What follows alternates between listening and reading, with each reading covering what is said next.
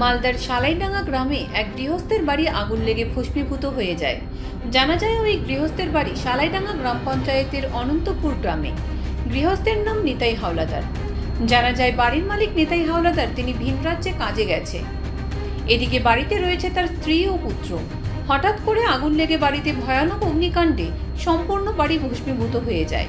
নিতাই হাওলাদারের স্ত্রী বলেন তার ধারণা বিদ্যুতের শর্ট সার্কিটের কারণে এই ধরনের ঘটনা ঘটেছে। এই অগ্নিকাণ্ডে তাদের নগদ 20,000 টাকা পুড়ে ছাই হয়ে গেছে। এছাড়াও তাদের আরও মোট 3 লক্ষ টাকার ক্ষয়ক্ষতি হয়েছে বলে জানা যায়। তাই এই দিন এই ঘটনার পরিদর্শনে গাজল বিধায়ক গিয়ে অসহায় সেই পরিবারের পাশে থাকার আশ্বাস দিলেন।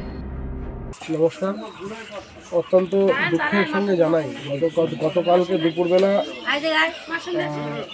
এই বাড়ির যারা বাসিন্দা তারা কেউ ছিলেন না। তারা নিত্যদিনের কাজের জন্য মাঠে বেরিয়েছিলেন এবং হঠাৎ করে গ্রামবাসীদের কাছ থেকে খবর পান যে বাড়িতে আগুন, এবং সেই মতো তারা এসে দেখেন যে বাড়ির সম্পূর্ণটাই পুড়ে ভস্মীভূত হয়ে গেছে। কোনো জিনিস বাড়িতে আর অবশেষ নেই।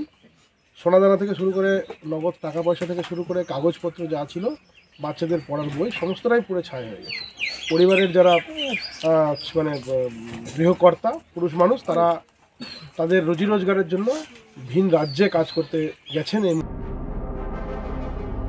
মালদা থেকে বলাই পোদ্দারের রিপোর্ট, ইউ বাংলা টিভি।